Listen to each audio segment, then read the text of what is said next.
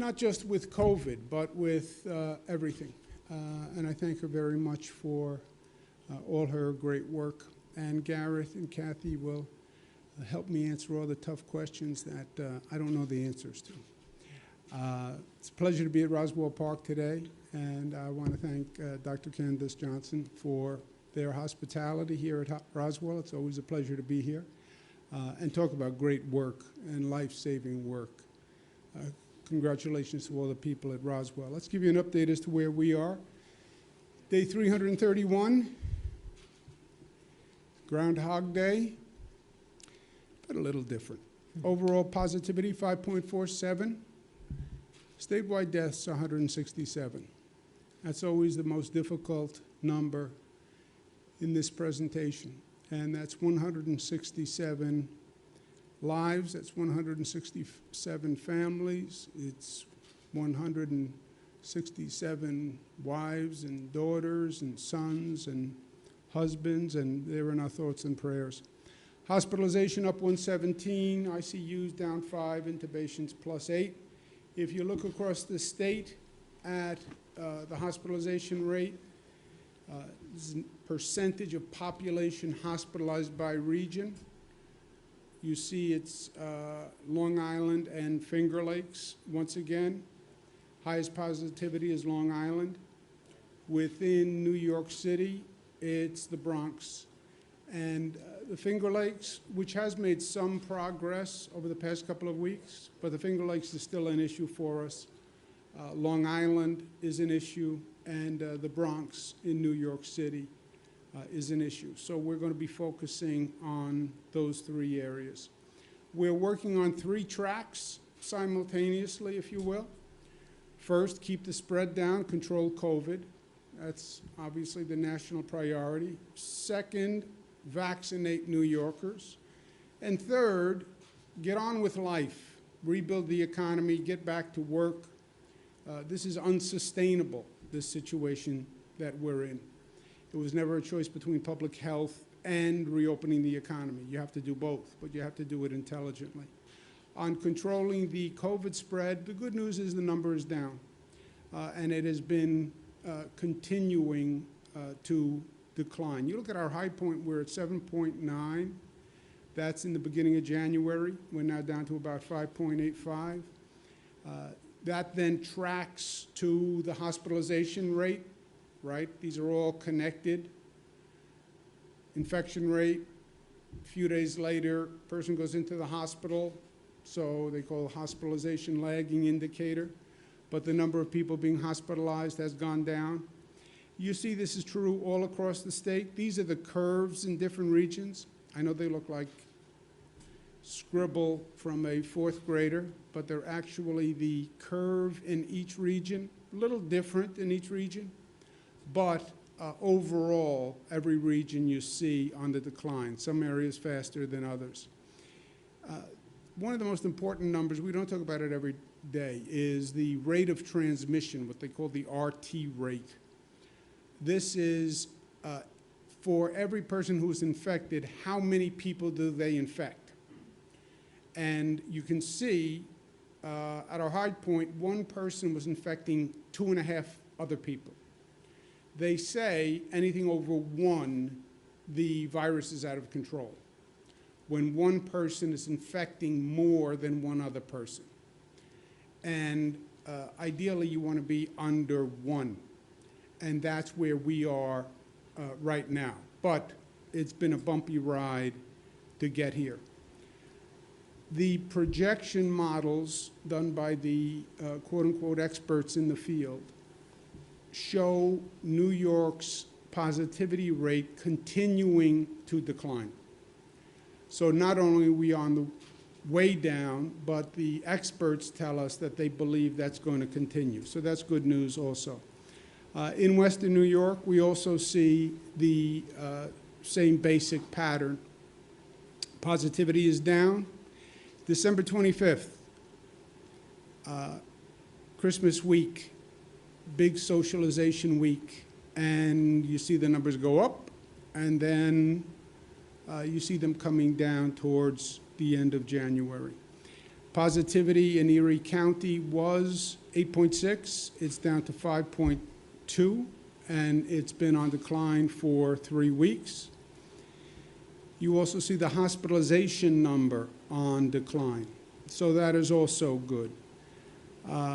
We wish nobody went into the hospital, but it's good to see that number dropping as well. And we have a hospital capacity of about 48% in Erie County, and that's very good, because remember, the nightmare scenario is hospitals run out of capacity, and then you have to shut down. So 48% capacity is very good. We talked about this, and actually what we talked about happened. We talked about the holiday spike. We started talking about it at Thanksgiving time, because Thanksgiving really is the kickoff of holiday season, right? You go to Thanksgiving, the next day is Black Friday, everybody starts shopping, and you go Thanksgiving, Christmas party, meet me for a drink, celebration, into Christmas, into Hanukkah, into Kwanzaa. Now it's New Year's Eve, now it's New Year's Day, and that's all increased social activity. We were saying celebrate smart, celebrate smart, celebrate smart. But just the increased social activity, we were afraid you were going to see a spike. And we said wear a mask, celebrate. Lord knows it was a terrible year, but celebrate smartly. And we saw that holiday spike. We said we hoped the spike would end after January 1, when people stopped socializing as much. And then you start to see it trail off, and we talked about mid-January and late January, where we would see the spike dropping. And that's right where we are, frankly. We're seeing that spike come down. That's the positivity numbers down and the hospitalization numbers down. So now we can start making adjustments, right? I talk about open the valve, close the valve. When the positivity is down and the hospitalization rate is down and the infection rate is down and the RT rate is down, then you can increase economic activity. And we're through that holiday period. By the way, other states had a much higher rate of infection during the holiday period. I believe New Yorkers were smart about it. The increased activity was going to raise the rate, but I think they were smart about it, and I think that's why you've seen the positivity rate did not go up the way it did in other states. But I think we're at a new place now, and we can start to adjust that valve and start to open up more economic activity and reduce some of the restrictions and reduce some of the what we call microcluster zones, orange zones, et cetera. And we're going to be talking more about that in the coming days. Department of Health is going through that right now. But, for example, elective surgeries had been stopped in Erie County because we wanted to make sure we had enough hospital capacity for that spike. That we now feel comfortable about. Elective surgeries can start once again in Erie County. And as I said, we're going to have some more adjustments over the next couple of days. But don't get cocky with COVID. It's a great quote. I don't know if it's a great quote, it's my quote. Don't get cocky with COVID. This beast changes on us all the time. And you can watch TV news all day long and not really know what's going on, because I don't know that anybody really knows what's happening with the COVID virus. We were told the UK strain was more transmittable, but it wasn't more dangerous. Now they're rethinking that. We were told the South Africa strain might be more transmittable, but the vaccine worked. Now they're saying we're not so sure about that. They're now talking about a California strain that developed in California that is a variant of the UK strain. So don't get cocky with COVID. This virus has been ahead of us every step of the way. You know there are certain things to do that are smart. You know this is a changing situation. Socially distance, wash your hands, wear a mask, be smart. I know it's been a long time, and I know the numbers look good today, but we have been down this road before, and the road has curves, and the road has potholes, so please just be smart. Second is on the vaccination front. We did over 1.5 million vaccinations. Over 91% of the vaccine we've received has been put in arms, and that's a great number. And I congratulate all the providers who are involved in doing this. When we say we're at 91%, people say, oh, few more percent and they're out. We don't run out of vaccine. We get a weekly allocation from the federal government, and it goes week to week. When we say we've used 91% of our vaccine, that means we've used 91% of all the vaccine that we have received to date. And then they start with a shipment every week from Washington. The shipment for week 7 starts arriving tomorrow, the next day, the next day, the next day. It arrives throughout the week because literally it's delivered, it's mailed, FedEx, etc. So it arrives at different times. We have told the local governments 100 times, don't schedule an appointment unless you have a specific allocation. For people who took their first dose, you will get the second dose. The federal government protects that second dose allocation. So don't worry about 91%, will I get my second dose? You will get your second dose. And if you have a scheduled appointment, that appointment will be fulfilled from the allocation that we're receiving this week. But we are going week to week in terms of the allocation. And again, that will start tomorrow. So the issue with the vaccination plan is the supply. It's how much vaccine we are getting.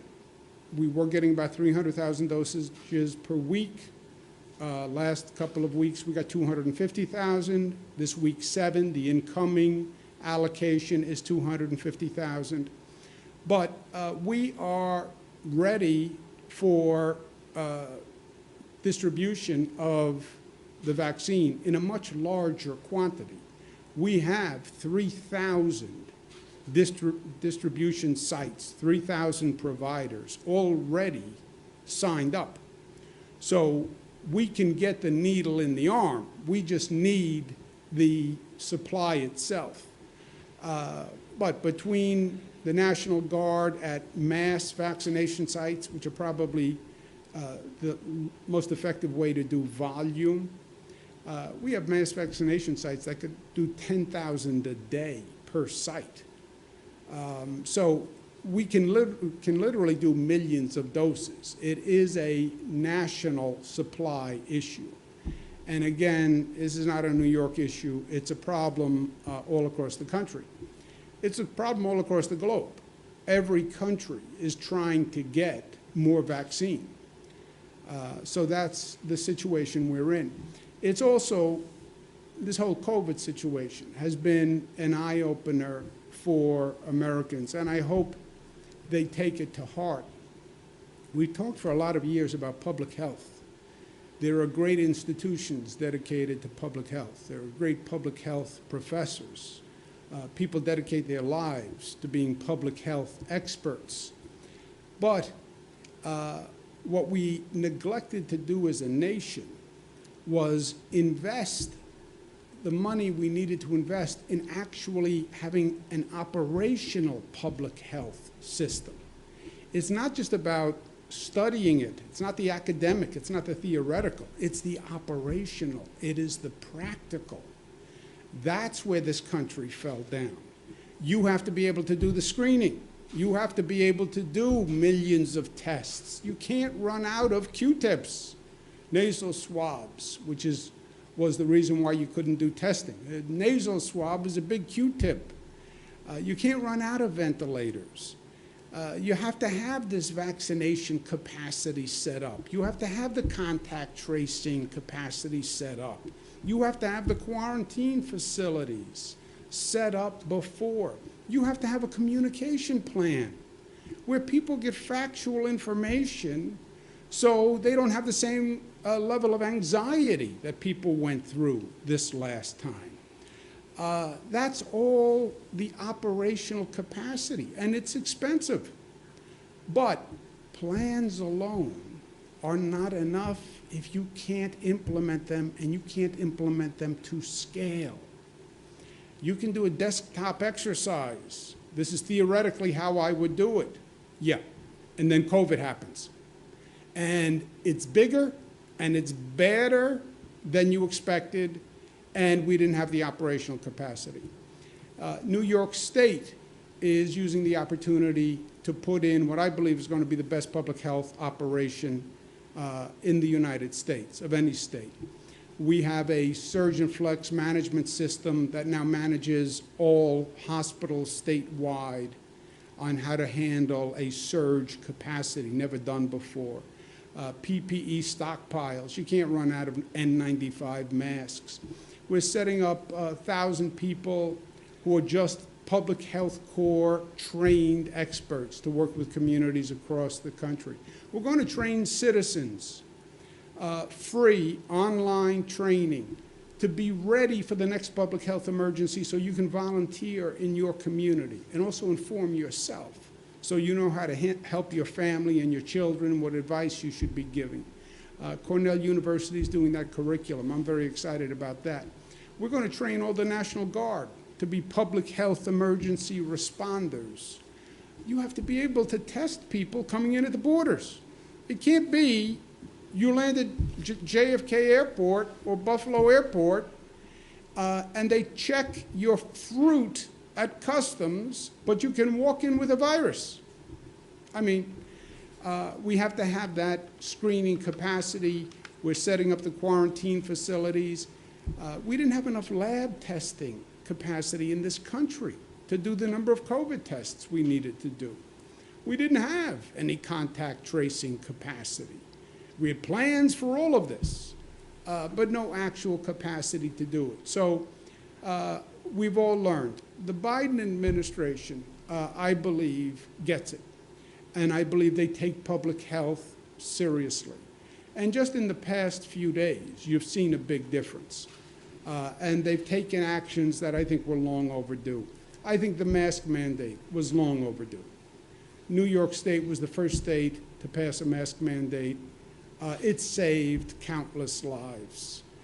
They communicate factually. Let the experts speak and give people information, because when people don't get accurate information, they are more nervous about the situation. They're increasing production of the vaccine.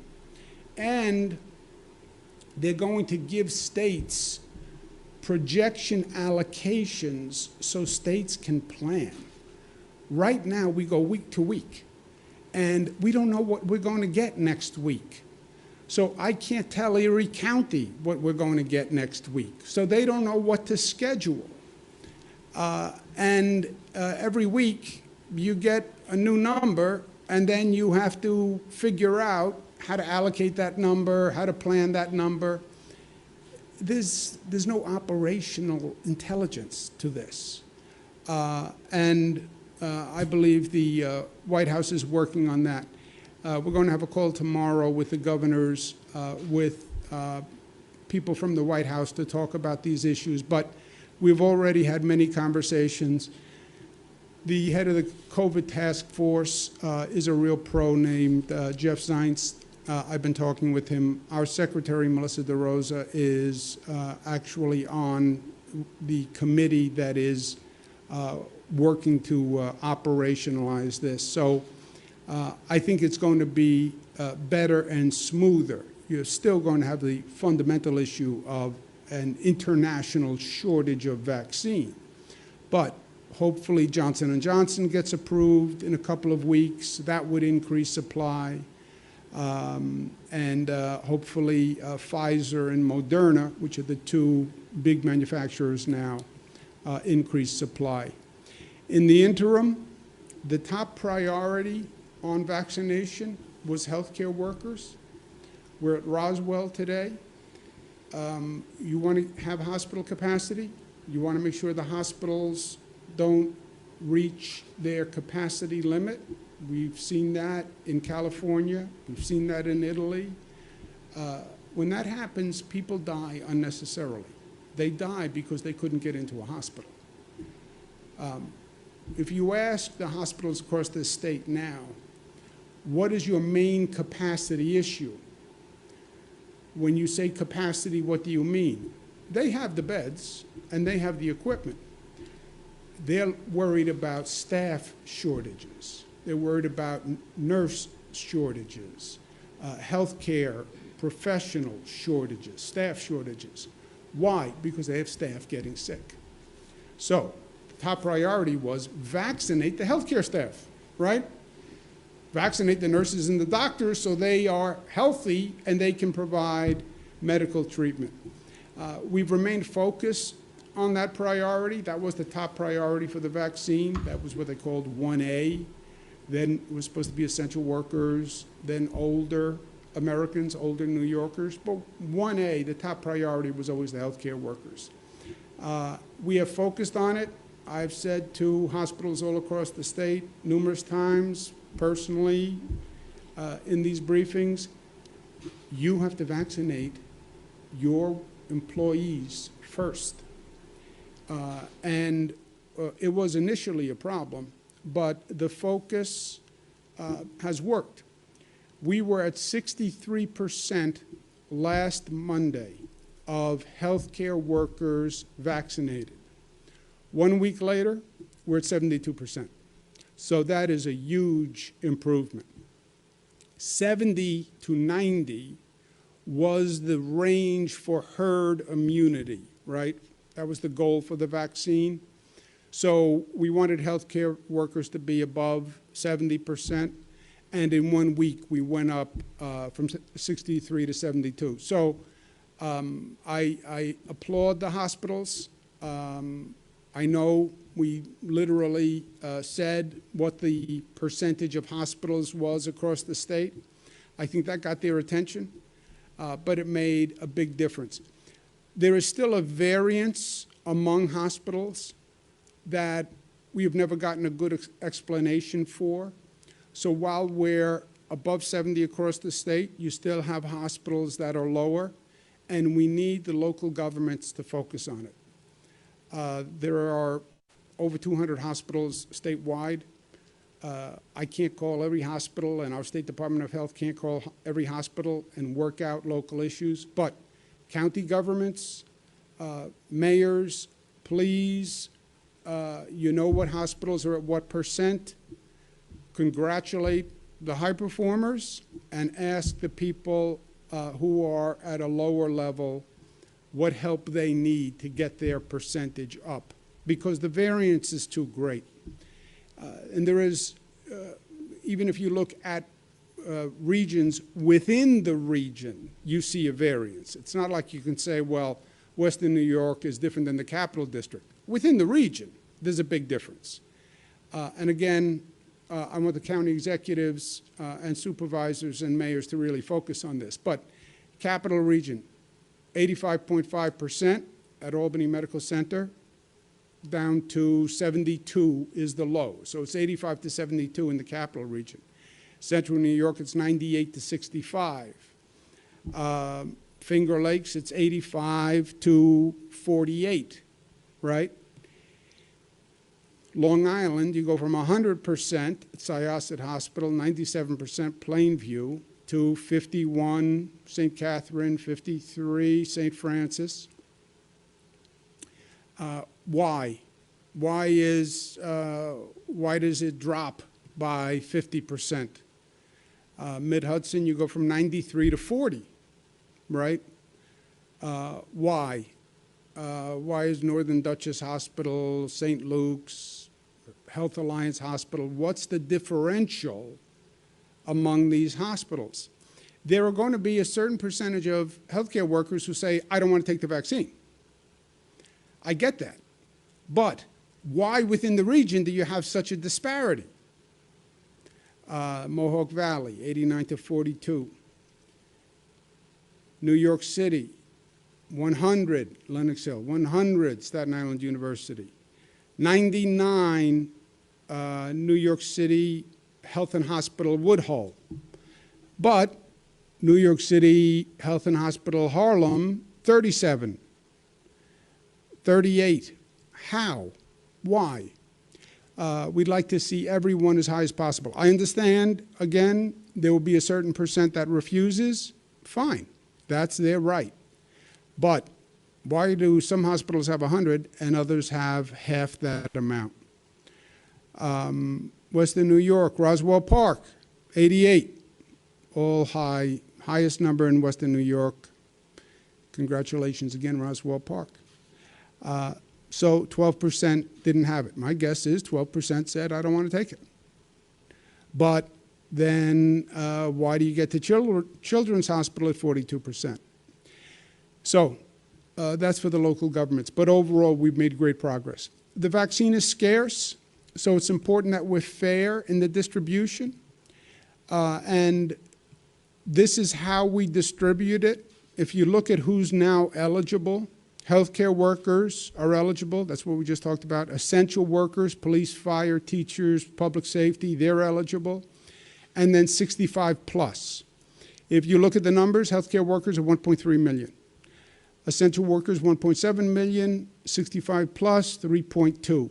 So, of the eligible population, 21%, from when we get an allocation, 21% goes to the healthcare workers.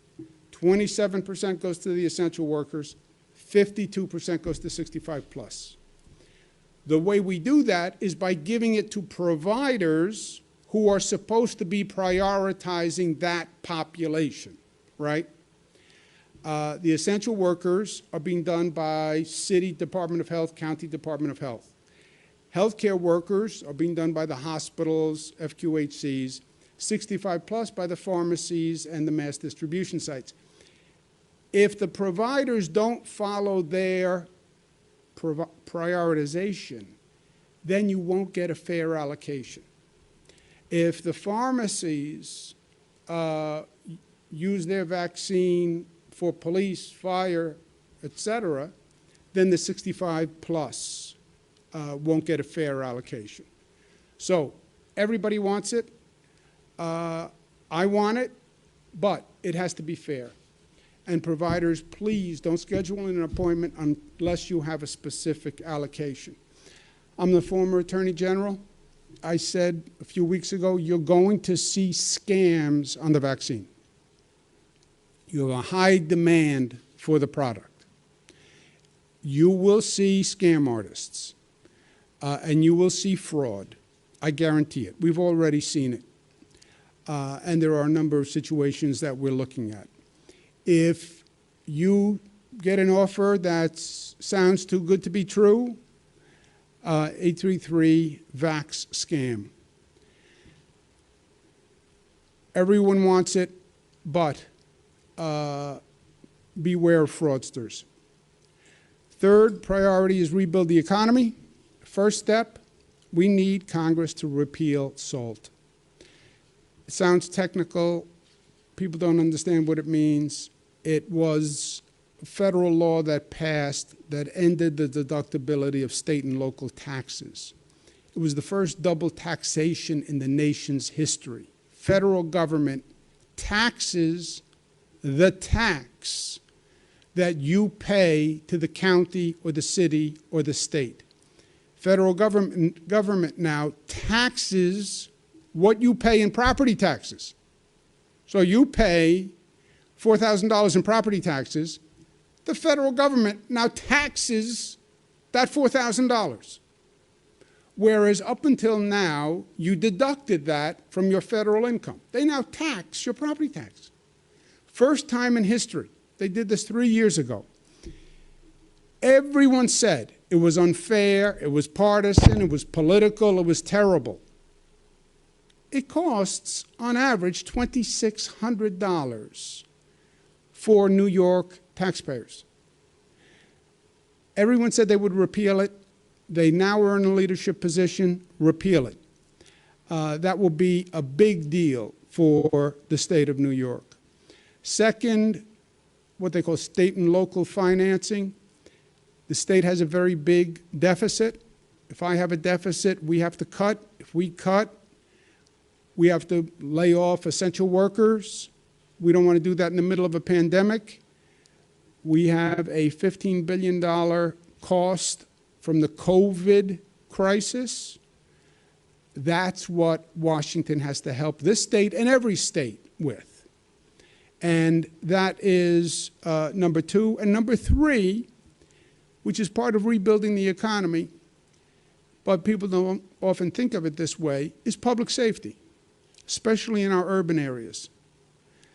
You want businesses to grow, you want people to move in, public safety is essential. And this is also a national crisis.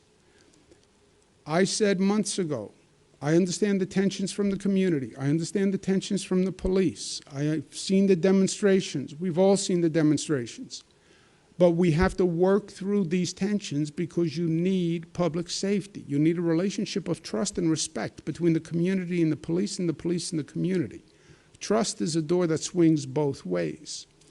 And we have 500 localities with police departments in this state.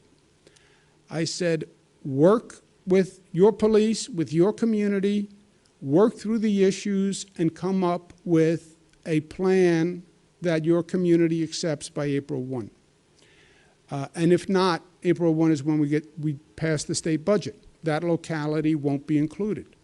I understand it's a difficult issue, but in life, the problems you ignore do not go away. Those problems mount. It's true in an individual's life, it's true in a family's life, it's true in society. Some localities have done a great job. City of Buffalo is doing a great job. But they have to have a plan done in 66 days. It's a difficult issue. I get that it's a difficult issue. Police have strong feelings. I get it. Protesters and the community have strong feelings. I get it. I understand the problem. What's the solution? There has to be a solution, because you can't allow the tension between the police and the community to exist, right? Divorce is not an option here. One side feels this way, the other side feels that way. Yeah, reconcile it or we get a divorce. We can't get a divorce because we need public safety. So we have to reconcile these feelings and these tensions. And we have to get it done quickly, because you're not going to rebuild a city if people don't feel safe. Also, gratuitously, communities that have elections this year. If I'm running for a city position, if there's a mayoral election, this is a topic to discuss. What is your plan and your vision to make public safety work in our city? But it has to be addressed. And it's community by community. New York State is ready to go. We're anxious to get on with the reopening and the rebuilding, and we are poised like no other state in the nation. We know how to move, we know how to build, we know how to get things done, and we have demonstrated that. And we have great plans that are just already in the works. And when the federal government actually starts to move, we are going to be the first out of the box, building a New York that is better than it has ever been before, all across the state. And then last point, I want to thank the Buffalo Bills for a really great season.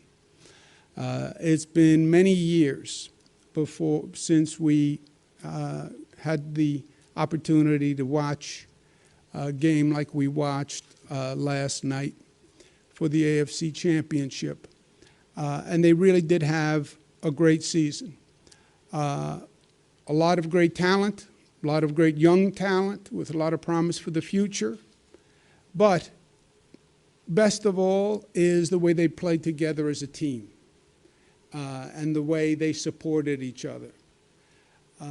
Even last night in the game, there was a couple of instances where you saw how the team rallied together to protect each other and defend one another.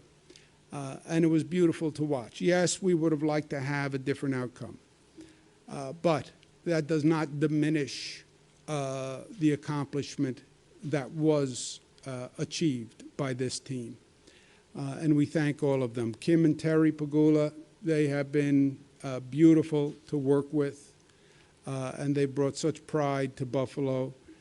Coach McDermott, General Manager Brandon Bean, we all worked together to get fans in the stands safely, and I know they appreciated that.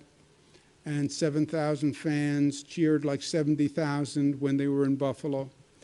But that is the Buffalo way, right?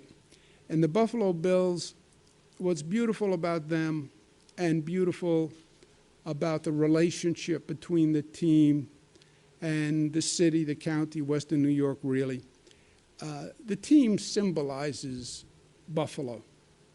There is no quit in Buffalo. There was no quit in Jim Kelly. There's still no quit in Jim Kelly. There's no quit in Thurman Thomas. There's no quit in Buffalo. Tim Russert was a beautiful friend of mine, passed away too young. There's no quit in Tim Russert. That's Buffalo. That's the Buffalo spirit. That's the Buffalo Constitution. You know, they're not going to back down. They're not going to give up. And that's the essential quality in life. That's what resonates all across the nation about the Buffalo Bills. People have said it all different ways. Mark Twain, it's not the size of the dog in the fight, it's the size of the fight in the dog, right? Winston Churchill, never give up, never give up, never give up. That's the Buffalo Bills. That's Buffalo. And it's beautiful to see. To the Kansas City Chiefs, Mr. Mahomes, congratulations on a good game. Congratulations on the win. Not taking anything away from them at all. But Mr. Mahomes, Kansas City, we will see you next year. And I will wager today that the outcome is going to be different. So let's get on with it, because we're New York tough, smart, united, disciplined, loving. Let's take a couple of questions. Thank you, Governor. If you'd like to ask a question, please use the raise hand function at the bottom of your window. We'll take a brief moment to compile the Q&A roster.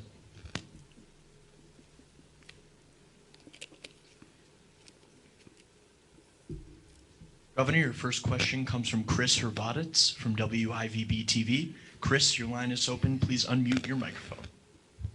Hey, Governor, two questions for you. You indicated a few minutes ago that the state's ready to loosening restrictions, and I know you said you'd have more information in the coming days, but where might be the first areas we see that?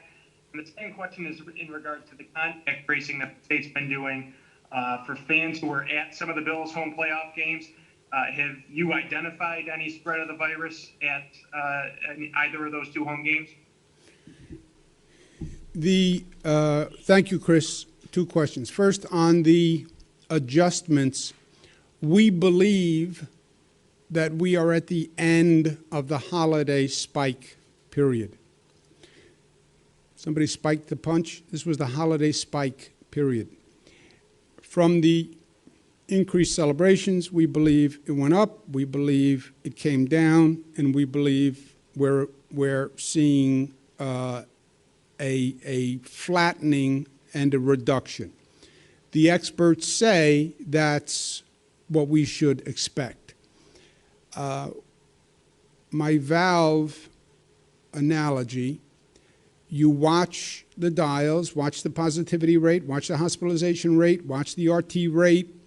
When they're down, open up the valve, allow more economic activity through the pipes.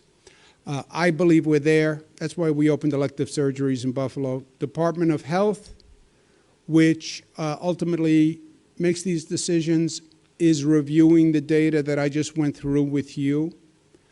The IHME model, which says, that's the Gates-funded model that says we're dropping the RT rate, et cetera. They're reviewing that today. I believe we'll have announcements on Wednesday. But the situation is basically true all across the state. Even Western New York, which was a problematic area for many, many weeks, the numbers are much, much better in Western New York. So, and we are at the period of time where we believe those adjustments are sound. Again, don't get cocky with COVID because, God forbid, something happens with one of these new strains, UK strain, South African strain, Brazilian strain, California strain. Always be on guard, but react to the facts today is the best we can do. And I'll have those announcements Wednesday, but it would be a statewide, there's no region that is extraordinary in that regard. We have some areas that are a little higher than others, but nothing that is extraordinarily different. I don't believe we have found any spread from any of the home games. Gareth will correct me if I'm wrong, but I don't believe we found any spread. Remember the way we did it? It was a demonstration of a model. Had never been done before in the nation, by the way. Roughly 7,000 people, everybody tested before they went into the game. So, and then they socially distanced, masks, et cetera. But you did it for 7,000 people. And I think that's an important key on reopening the economy. If you can test people in large venues like that and you don't see any spread afterwards, that's a heck of a model to replicate. We have the Lieutenant Governor with us, and I want to just ask her if she has any comments on this question or in general, because she's been living this with Western New York for the past few months. Governor? Thank you, Governor. And first of all, thank you for acknowledging the spirit of Buffalonians who've been down and out for most of our life. But under your leadership, we thank you for seeing that resilient spirit that I also think is not just unique to Buffalo. I think this COVID pandemic, in a sense, has united us the way the Buffalo Bills united Western New Yorkers. And you've been a great quarterback, Governor, to help lead our team, New Yorkers, to a safer place and to ultimately a victory over COVID when that beautiful day comes sometime in the future. It's been tough to live in these zones. I've been living in an orange zone now since the middle of November, but we totally understand it. And I have been out speaking to the media, helping them understand that the governor forecast this spike.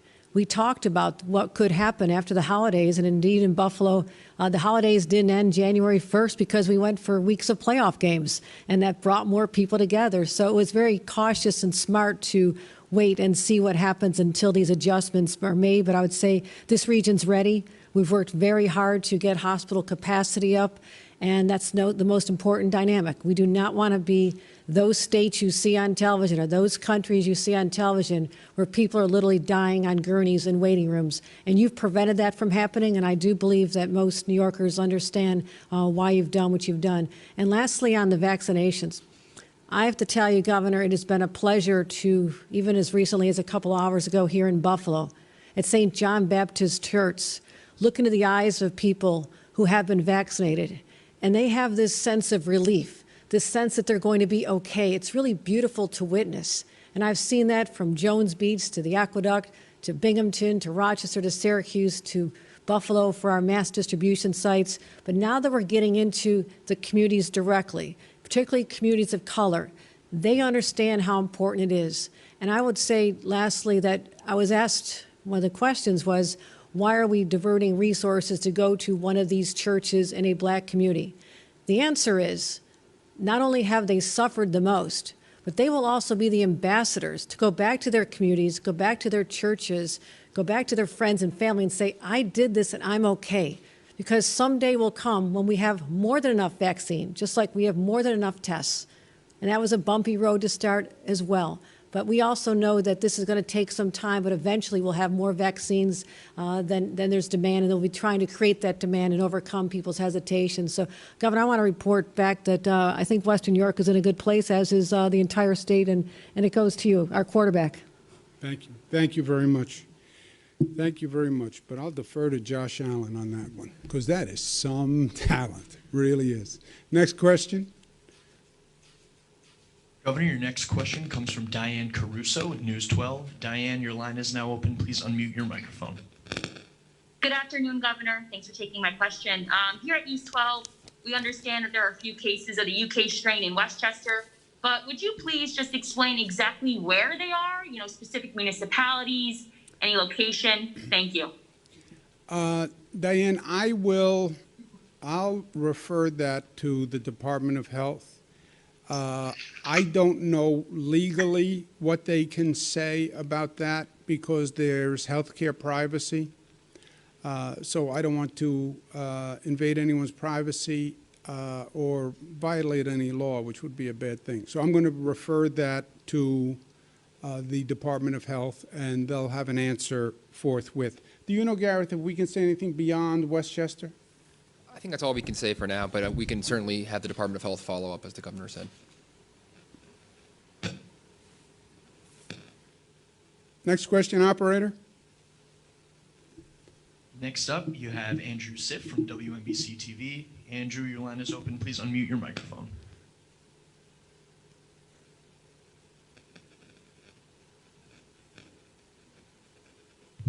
All right, we're going to come back to Andrew.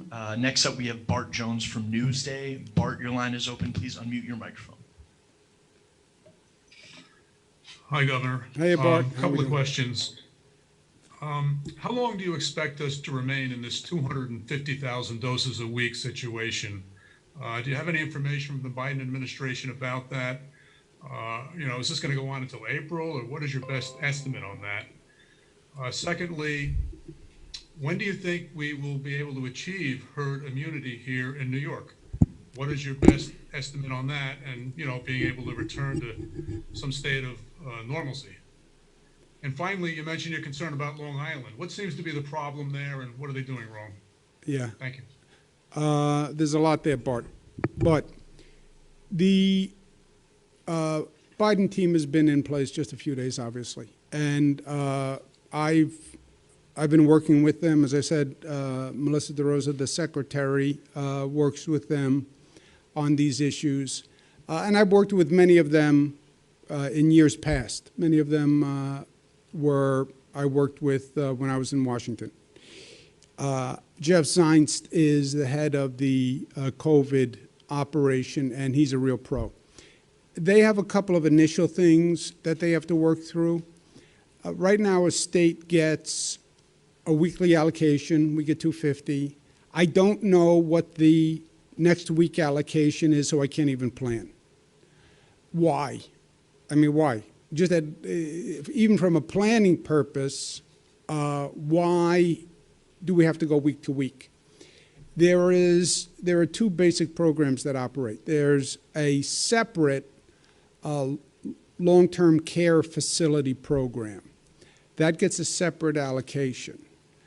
Right now, we can't mix between allocations. Could states get that additional flexibility? The feds have said you can't use second dose allocations for the first dose for good reasons. Because if you use second dose for the first dose and then you don't get the second dose, now people have a nightmare scenario, which they actually talked to me about. I got a first dose and then I can't get the second dose. I believe, and then they have a national inventory control issue that they have to work through because you have different states operating at different rates of vaccine usage. Our rate of vaccine usage is very high.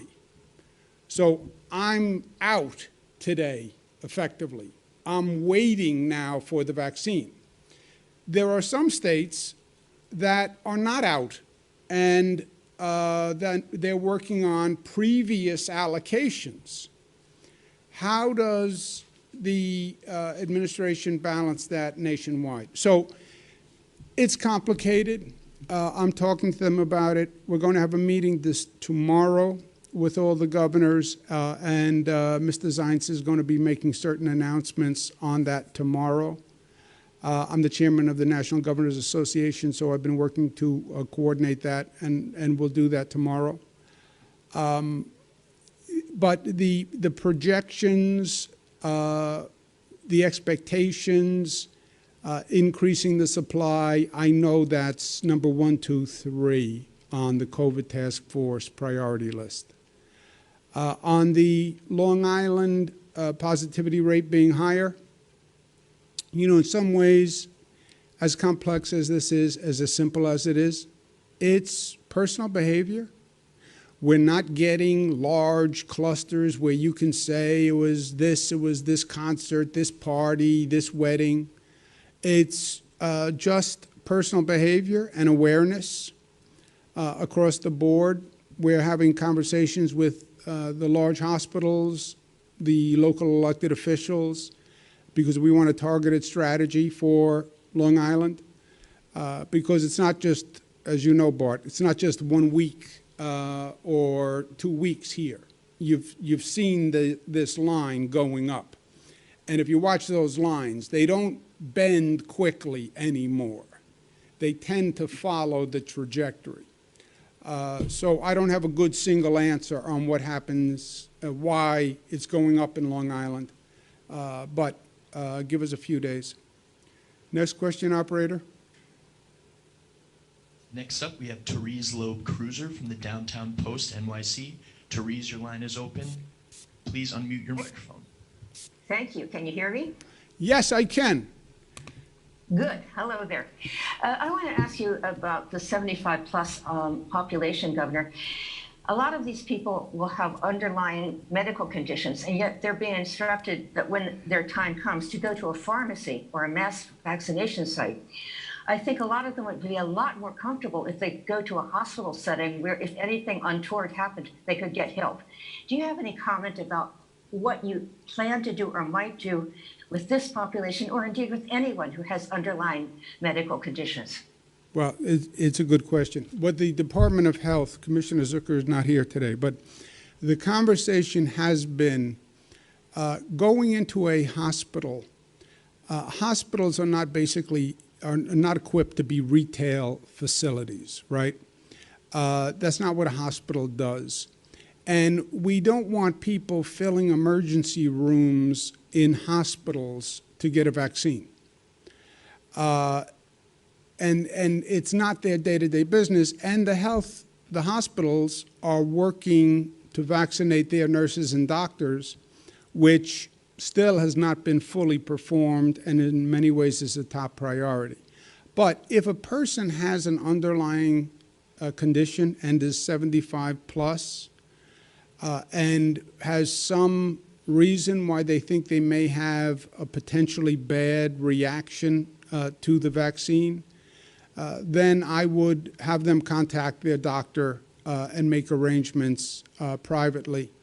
And that can be done also. At our mass vaccination sites, we can also accommodate that because we have healthcare staff on site. We have not seen over 1.5 million dosages. We haven't seen but a handful of adverse reactions, and they haven't really been age-specific. They've been more allergic reactions. But so I don't know that there is a cause for concern because they haven't been comorbidity or age-related reactions. But I'm beyond my depth in healthcare advice at that point. Operator, let's take one more. Governor, your last question comes from Andrew Sitt from WNBC TV. Andrew, please unmute your microphone. Good afternoon. Can you hear me now, Governor? Andrew, do you have technology issues? This has happened before. This is a pattern of behavior, Andrew. You know, that's one way of looking at it. Another way of looking at it is I'm determined to get through even when I have technology issues. And by the way, I lived in Buffalo for 5 years and still have family up there. Great place. So I just wanted to contribute that. My question has to do with loosening restrictions. You talked about more announcements this week. Is one of the restrictions you're going to lift indoor dining in New York City? And if so, how soon might that take effect? Yeah, we're focusing now on the microcluster zones, Andrew, which are yellow zones, orange zones. That's what we're focusing on, and that's what I was talking about. The indoor dining in New York City is a New York City specific condition, and we're not at this point contemplating any changes. Okay, Roswell Park, thank you very much for having us. I have my mask. I also have a hat because next year we're not going to need these masks anymore. So we're going to say go Bills in a different way. But I'm ready. Thank you.